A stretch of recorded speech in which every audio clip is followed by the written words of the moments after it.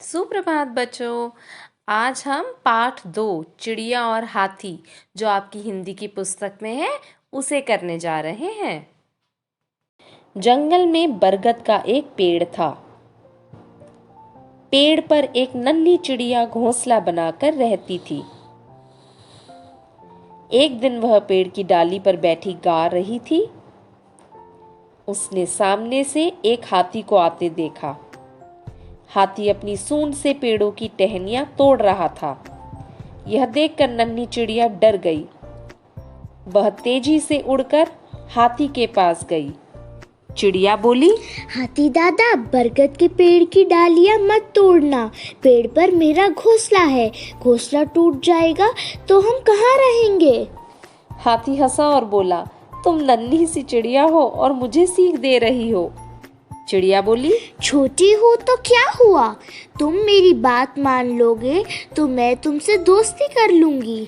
हाथी फिर हंसा और बोला, अच्छा तो तुम मुझसे दोस्ती करना चाहती हो।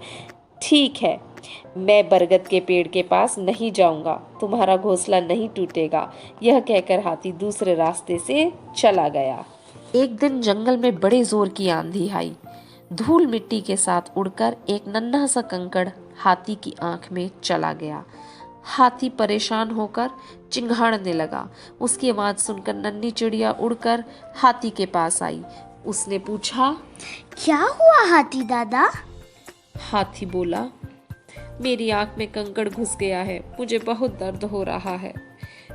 तुम घबराओ मत, मैं अभी कंकड़ निकाल देती हूँ। चिड़िया ने कहा। चिड़िया ने अपनी सुई जैसी चोंच से आंखों में घुसे कंकड़ को पकड़ लिया और बाहर निकाल दिया। हाथी को थोड़ा आराम मिला। चिड़िया बोली, अभी यही रुको, मैं दवा लेकर आती हूँ। चिड़िया मधुमक्खियों के छत्ते के पास गई। वह रानी मधुमक्खी से बोली, मधुमक्खी रानी, मेरे दोस्त हाथी की आंख में डालने के लिए कुछ बूंद शहद दे दो। मधुमक्खी ने कहा, हाँ हाँ, शहद ले जाओ। चिड़िया शहद लेकर हाथी के पास आई। उसने हाथी की आंख में शहद की बूंदें टपका दी। हाथी को बहुत आराम मिला। हाथी बोला, धन्यवाद छोटी चिड़िया, तुम सचमुच मेरी दोस्त हो। तो इस कहानी से हमें क्या सीखने को मिला कि एक नन्ही सी चिड़िया ने इतने बड़े हाथी की मुसीबत में उसकी मदद करी और उसको मुसीबत से बाहर निकाला। इससे हमें यह सीख मिलती है कि हमें दूसरे की कद काठी के अनुसार ये नहीं निश्चय करना चाहिए कि उसमें कितनी बुद्धि और कितनी हिम्मत होगी। देखो, एक छोटी सी नन्ही सी चिड़िया ने अपनी समझदारी से इतने बड़े हाथी को मुसीबत से बाहर निकाला। अब इस पाठ में आए हुए कुछ शब्दों के हम अर्थ देखेंगे। नंबर फर्स्ट पर है नन्ही।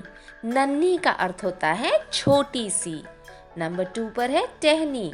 टहनी का अर्थ होता है डाली, यानी कि जो पेड़ पे डाली होती हैं उनको हम टहनी भी कहते हैं। नंबर 3 पर है सीख, और सीख का अर्थ होता है उपदेश। नंबर 4 पर है टपकाना, और टपकाना इसका अर्थ होता है डाल देना।